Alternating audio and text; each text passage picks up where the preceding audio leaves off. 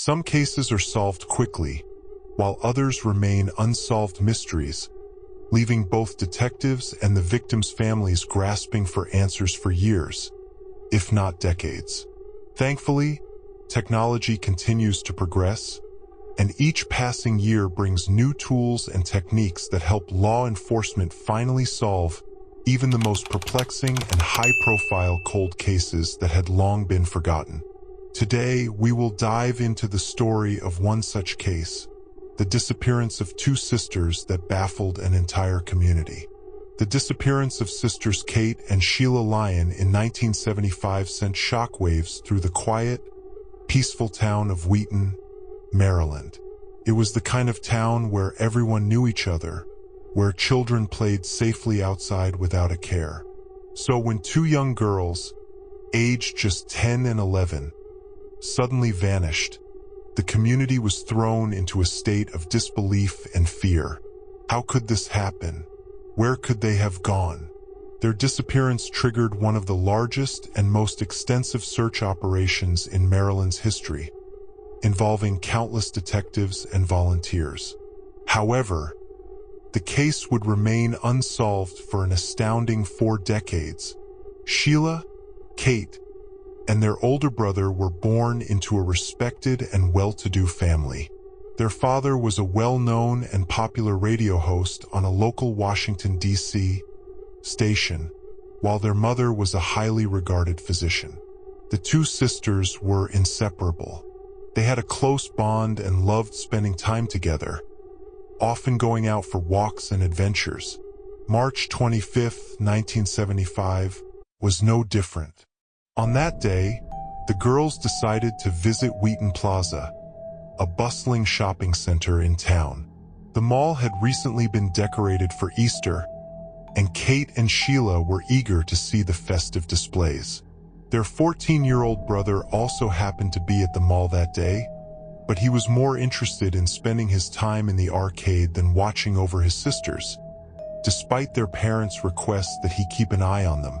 The last time he saw Kate and Sheila was around 2:30 p.m., when the girls were enjoying a pizza at the Orange Bowl, a popular eatery inside the shopping center. It appears that something urgent caused them to leave the pizzeria in a hurry, because just 10 minutes later, at 2:40 p.m., they were spotted walking outside the mall, heading in the general direction of their home. Their mother, Mrs. Lyon, had given the girls clear instructions to be home by 4 p.m. sharp. But as the hours ticked by and the clock struck 4 o'clock, they still hadn't returned. Concern grew quickly, and by the time their brother arrived home alone, the entire family grew frantic. Without wasting any time, they rushed to the mall to search for the girls themselves. After 2 stressful hours of searching without success, the family contacted the police at 7 p.m., fearing the worst. Determined to locate the missing children as quickly as possible, the police launched an aggressive search. That very evening, they conducted interviews with dozens of potential witnesses, gathering as much information as they could. One lead quickly emerged, a young man with long hair who had reportedly been seen watching the girls closely. This lead came from an 11-year-old friend of Kate and Sheila, who had met up with them at the shopping center earlier that day. Based on her testimony, the police created a composite sketch of the young man, describing him as having long hair and several scars on his face. However, no one else seemed to recall seeing anyone matching that description. Despite the detailed sketch, none of the other witnesses could corroborate the young girl's story. Over time, the police began to doubt the accuracy of the sighting, suspecting that the young witness may have mistaken someone else for the man she described, or perhaps even fabricated the encounter out of confusion or fear. As a result, detectives never seriously considered the long-haired man a viable suspect. Instead, the investigation shifted its focus to another individual, an older man in a brown suit who had been spotted talking to the girls at the mall's food court. This man was seen by 3 separate witnesses, all of whom recalled him being in close proximity to Kate and Sheila, which made him the primary suspect at the time. On April 2, 1975, following the publication of a description of the man in the suit in local newspapers, a man named Lloyd Welch came forward to the police. Welch claimed that he had seen someone matching the description forcing two girls into a car in the mall parking lot before driving away. During his initial interview, 18-year-old Lloyd provided vague details, but in a second round of questioning, he began to recall more specific information. He described the older man as having a limp on his right leg and a prominent mole on one of his arms. The police were immediately suspicious of Welch's new revelations. The fact that he was suddenly able to provide such precise details raised red flags. They decided to subject him to a polygraph test to determine the truthfulness of his claims. Under pressure, Lloyd Welch eventually admitted that he had fabricated the entire story. He had never seen the man or the girls, and he had concocted the tale simply to gain some attention. Despite this false lead, the police continued their exhaustive search. Over the following weeks, they pursued several additional tips, including reports that the girls had been seen in Florida and other states. Unfortunately, none of these sightings could be verified. Every promising lead led to a dead end. Meanwhile, the search for the sisters escalated. Divers scoured all nearby lakes and ponds. Volunteers searched the forests and fields surrounding Wheaton, and even the National Guard was called in to assist, combing through the woods within a 30-kilometer radius. As days turned into weeks, and weeks into months, hope began to fade. Despite the tireless efforts of the investigators and the community, no trace of the girls was found. Over the next 38 years, the case would remain stagnant with no significant developments. In 2013, several long-serving detectives who had worked on the case for years retired, leading to the investigation being passed on to a new division. One of the newly assigned detectives, Chris Homrock, approached the case with fresh eyes, determined to find something others may have missed. As he meticulously reviewed the case files, one detail immediately caught his attention: a photograph of Lloyd Welch. To Homrock's surprise, Welch bore a striking resemblance to the composite sketch of the long-haired man from the early days of the investigation. This discovery prompted Homrock to dig deeper into Welch's background, and what he found was chilling. At the time, Lloyd Welch was serving a 33-year sentence for a crime committed against a 10-year-old girl.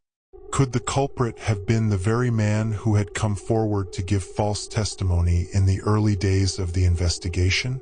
It seemed unthinkable that such a crucial lead had been overlooked for so long, but all signs now pointed toward Welch. Detective Homrock decided to reach out to Lloyd Welch in prison, hoping to learn more. Surprisingly, Welch was willing to talk. After spending nearly 2 decades behind bars, it seemed Lloyd was eager for any human interaction, and he quickly engaged with Homrock during their conversations. What followed was a bizarre and convoluted tale. Lloyd claimed that he had helped his uncle lure the Lyon sisters into a car, and that they had taken the girls to a secluded location. However, Welch insisted that he had only played a minor role in the events and repeatedly stated, "I didn't kill anyone." By the time police looked into Welch's uncle, it was too late. He had passed away. But when investigators delved into his past, they discovered that he had a long criminal history, including several serious offenses similar to what had likely happened to Kate and Sheila. Suddenly, Welch's story seemed disturbingly plausible. Yet, as detectives continued questioning Lloyd, his story kept changing. The only constant was his repeated insistence that he was merely an innocent bystander. Despite his inconsistencies, certain key details began to emerge. In his various accounts, Lloyd consistently described the girls sobbing in the back seat of a station wagon, a dark basement, the use of drugs, and 2 large green duffel bags. These fragmented details gave detectives new leads to pursue. One of these leads pointed to the home of Lloyd's cousin, Henry Parker, who had lived in a remote mountainous area at the time of the sisters' disappearance. In December 2014, Henry revealed to detectives that in 1975, Lloyd had come to him in his car, asking for help to dispose of 2 Army-style duffel bags. Henry recalled that each of the bags weighed between 55 and 65 pounds, and Lloyd had thrown them into a fire. Neighbors, still living nearby after all those years, told investigators they vividly remembered the unusual smell of burning meat hanging in the air for days. Further investigation led detectives to a basement-like crawlspace beneath the home where Lloyd Welch had lived with his parents. Forensic analysis of the area uncovered blood traces belonging to Kate and Sheila Lyon. In September 2017, Lloyd Welch finally pled guilty to the murders of the Lyon sisters. He was sentenced to 2 consecutive 48-year prison terms. Given that his previous sentence would keep him incarcerated until at least 2026, Welch will never walk free again. To this day, the bodies of Kate and Sheila Lyon have never been recovered. Welch, now behind bars for life, has refused to provide any further details about what happened to the girls beyond his initial guilty plea. What makes this case particularly striking is that Welch was eligible for the death penalty for his crimes. However, in a surprising and compassionate gesture, the girl's parents requested that he be given life in prison instead. Prosecutors,